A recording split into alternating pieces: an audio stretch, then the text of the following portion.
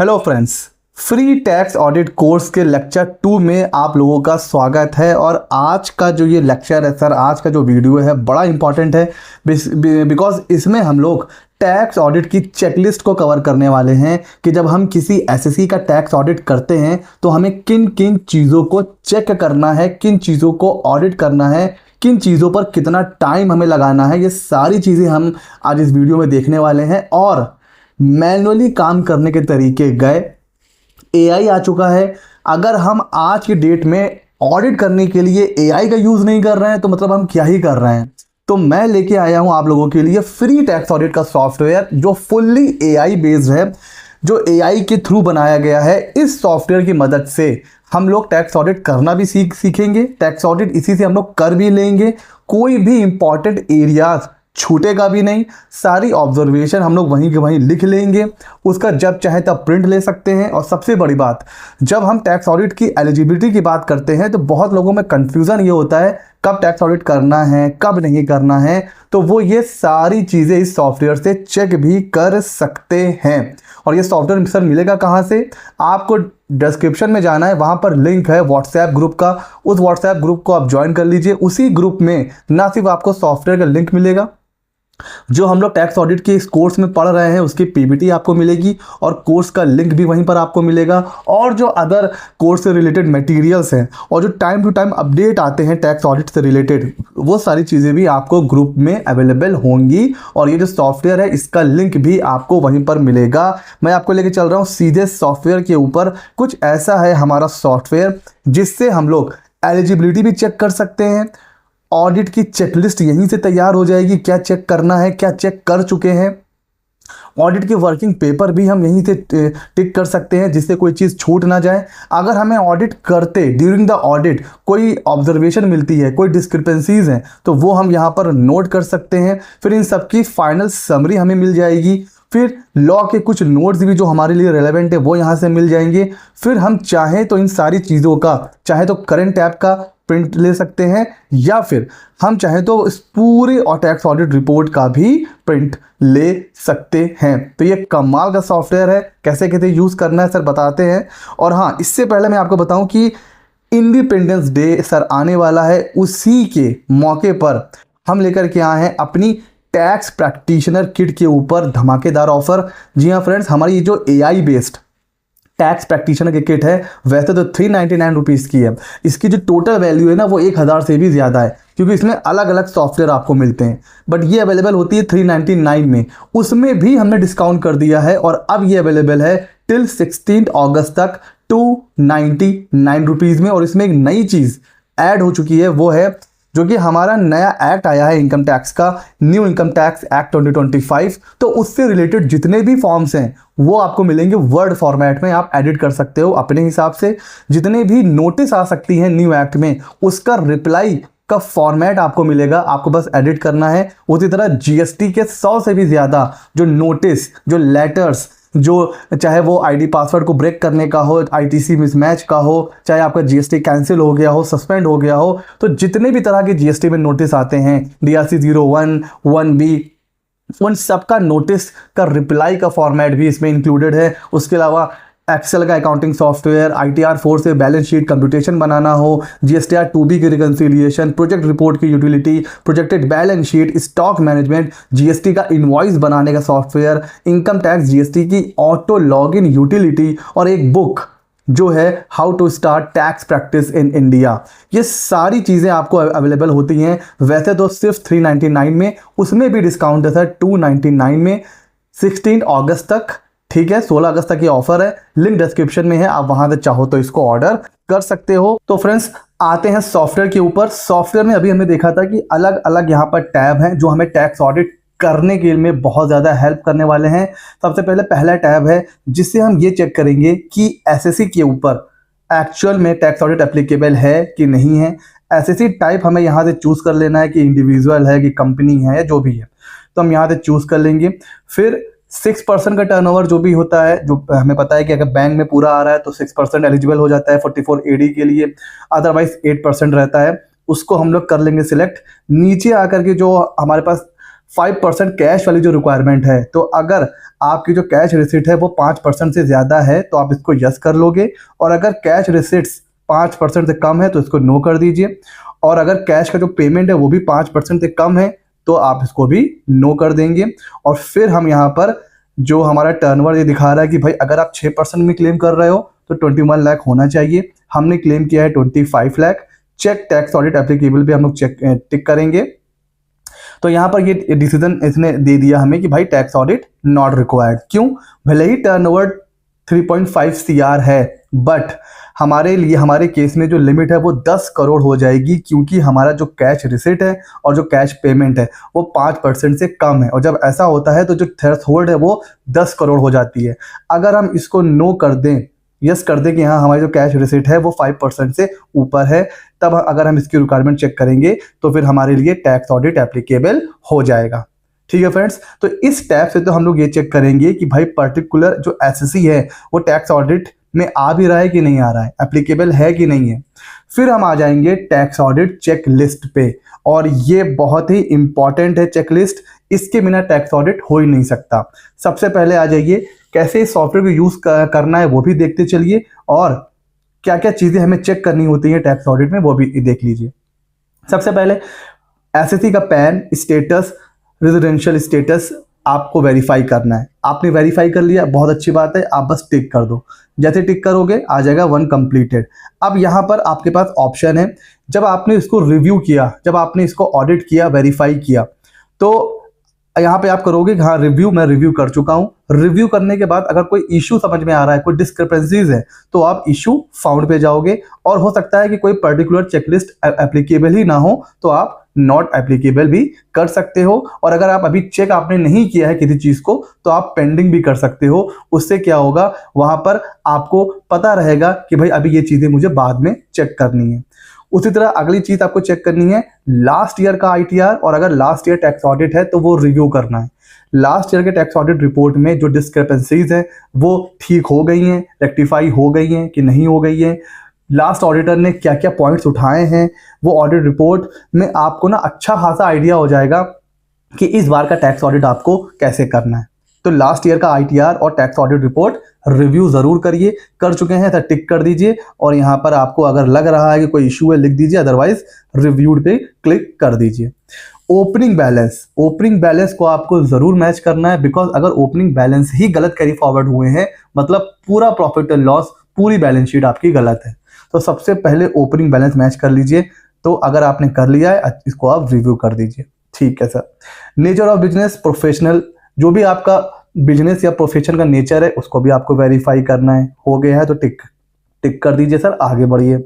फिर books and financial statements में sir क्या क्या चेक करना है, क्लाइंट से उसका ट्रायल बैलेंस ले लीजिए, और सारे बैलेंस सही फाइनेंशियल स्टेटमेंट में कैरी फॉरवर्ड हुए हैं कि नहीं उसको चेक करिए। कैश बुक, बैंक बुक को डिटेल में सर रिव्यू करिए, यहीं से आपको बहुत सी चीज़ें पता चल जाती हैं। तो कैश और बैंक बुक को आपको ज़रूर चेक करना है। जर्नल एंट्री को उठा लीजिए और उसको रैंडम बेसिस पे आप चेक कर सकते हो, और अगर एंट्रीज थोड़ी बहुत है तो 100% चेक करिए कि जो ट्रीटमेंट है पर्टिकुलर आइटम्स का वो सही है कि नहीं सही है। क्योंकि अगर जर्नल एंट्री क्या होता है सर, बेस होती है, जर्नल एंट्री गलत हो गई तो फिर लेजर गलत, ट्रायल बैलेंस गलत, मतलब प्रॉफिट एंड लॉस गलत, मतलब बैलेंस शीट गलत, मतलब प्रॉफिट गलत, मतलब टैक्स गलत। तो आप सोचो एक जर्नल एंट्री का इम्पैक्ट कहाँ कहाँ जाता है, तो ये भी आपने चेक करनी है।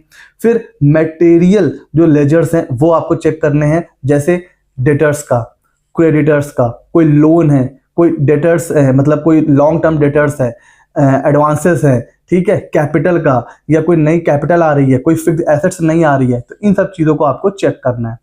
फिर टर्नओवर में आ जाइए सर, बुक के टर्नओवर को जो आपके पास टैली है या जो भी सॉफ्टवेयर है, जो भी बुक्स ऑफ अकाउंट जहां मेंटेन हो रही है, उसको GST टर्नओवर से जरूर रिकंसाइल करिए। 26 AS से भी उसको रिकंसाइल करिए सर। डेबिट क्रेडिट नोट, कई बार डेबिट क्रेडिट नोट बुक में तो आ जाते हैं, GST में नहीं चढ़े होते हैं, तो ये जरूर चेक करिए, इसकी वजह से भी बहुत ज़्यादा मिसमैच होता है। 4480 5% रिसिट पेमेंट टेस्ट, इसको आपको क्या करना है, क्लाइंट ने तो बोल दिया कि सर 5% से कम है, लेकिन उसके बोलने पर आपको नहीं जाना है सर, आपको खुद चेक करना है। जो भी टोटल रिसिट है, टोटल एक्सपेंडिचर है, आपको चेक करना है कि पूरा बैंक से हो रहा है, 5% मतलब 95% बैंक से ही हो रहा है कि नहीं हो रहा है, तो इसको आपको चेक करना है। फिर सर टीडीएस में कैपिटल और पर्सनल एक्सपेंस को आपको आइडेंटिफाई करना है। 40A3 की जो लिमिट होती है ना कैश वाली, उसको आपको चेक करना है। कोई ऐसा एक्सपेंडिचर है जिसके ऊपर टीडीएस कटना चाहिए था, नहीं कटा है सर, उसको चेक करना है आपको। पेनाल्टी प्रोहिबिटेड एक्सपेंडिचर अगर कोई है जो आपको दिख रहा है प्रॉफिट एंड लॉस के डेबिट में, अगर वो नहीं होना चाहिए तो उसको भी आप चेक करिए। और अगर कुछ आपको दिख रहा है तो आपने क्या करना है सर, आपने इश्यू फाउंड करके उसको छोड़ देना है। फिर आगे आपके पास ऑप्शन आएगा कहाँ उसको आपको डिटेल में नोट करना है। फिर सबसे इंपॉर्टेंट हमने लेक्चर नंबर 1 में डिस्कस करा था 43B और एमएसएमई का स्टैट्यूटरी ड्यूज शेड्यूल जरूर चेक करिए सर। 43B पेमेंट्स कब हो रहा है, ड्यू डेट के पहले हो रहा है, बाद में हो रहा है, कौन कौन से ड्यू डेट के अंदर हुए हैं, कौन कौन से आफ्टर ड्यू डेट हुए हैं, वो सब चेक करिए। जितने भी आपको दिख रहे हैं ना पेंडिंग वेंडर्स या डेटर या क्रेडिटर्स जिनको पैसा पे करना है, उनका एमएसएमई और उद्यम सर्टिफिकेट जरूर ऑब्टेन करिए, है एमएसएमई में कि नहीं है। उसी तरह 43BH की जो ड्यू डेट्स होती हैं, जहां पर ड्यू डेट से पहले पेमेंट करेंगे तो ही आपको उसका जो है डिडक्शन मिलेगा, उसको सर चेक करिए। और क्लॉज 22 जो होता है उसको आपको जरूर चेक करना है एमएसएमई से रिलेटेड।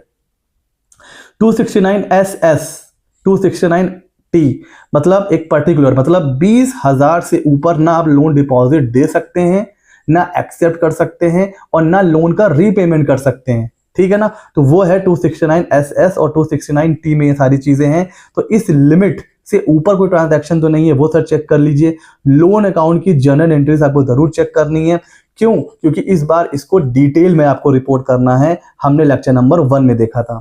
फिक्स एसेट से रिलेटेड क्या क्या चीजें चेक करनी है वो चेकलिस्ट यहाँ पर है सर। आपको सिर्फ ये नहीं देखना है कि फिक्स एसेट्स परचेज कर ली गई है, अगर आपके पास टाइम है, आपको मौका है, तो आप फिजिकल एसेट को जाके भी वेरीफाई कर सकते हो कि एक्चुअल में वो पुट टू यूज हुई है कि नहीं हुई है। वो सारी चीजें आपको वहां पर चेक करनी है। कोई डिस्पोज हुई है फिक्स एसेट्स, उसका प्रॉपर रिकॉर्ड आपको चेक करना है। इन्वेंट्री जीएसटी बहुत इंपॉर्टेंट है। क्लोजिंग स्टॉक वैल्यूएशन कैसे हो रहा है क्लोजिंग स्टॉक का, जीएसटी रिकंसिलिएशन, आरसीएम तो नहीं है, आईटीसी जो लिया जा रहा है वो टाइमली मतलब सही से लिया जा रहा है, ऐसा तो नहीं है कि बिना पेमेंट किए आईटीसी लिया जा रहा है, 180 डेज वाला जो रूल होता है। ये सारी चीजें आपने चेक करनी है। फिर आपको फॉर्म 3CD पर आ जाना है। फॉर्म 3CD को आपको डिटेल क्लॉज वाइज रिव्यू करना है। कुछ लोगों को ऐसा लगता है सर फॉर्म 3CD तो सीए भरता है, जी नहीं सर, ये बहुत बड़ा यहाँ पर खेल है। फॉर्म 3CD जो होता है, जो डिटेल जो क्लॉज होते हैं ना 1 2 3 4 5 6, ये सीए नहीं फिल करता है, ये रिस्पॉन्सिबिलिटी होती है क्लाइंट को फिल करने की। सीए क्या कर रहा होता है सर, सीए अपना ऑब्जर्वेशन दे रहा होता है अपनी रिपोर्ट में, क्लॉज जो फिल करता है वो क्लाइंट फिल करता है। तो यहां पर आपने क्या करना है, क्लाइंट ने अगर सही से फिल किया है कि नहीं किया वो आपने चेक करना है, ये सारी चीजें। फिर आ जाइए सर, ऑडिट करने के बाद एक ऑडिटर के लिए सबसे इंपॉर्टेंट चीज है जो उसको मेंटेन करनी है, वो है सर वर्किंग पेपर्स। और जब आप क्लाइंट से बात करोगे, क्लाइंट से क्या क्या रिकॉर्ड्स आपको लेने हैं, वो पूरी लिस्ट यहाँ पर आपको मिल जाएगी।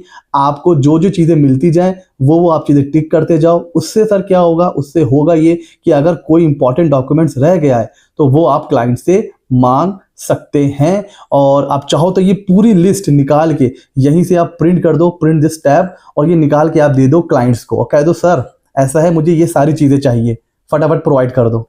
जो चीज़ें हैं, जो चीज़ें नहीं, वो लिख के दे दो कि ये चीज़ें मैं मेंटेन नहीं करता।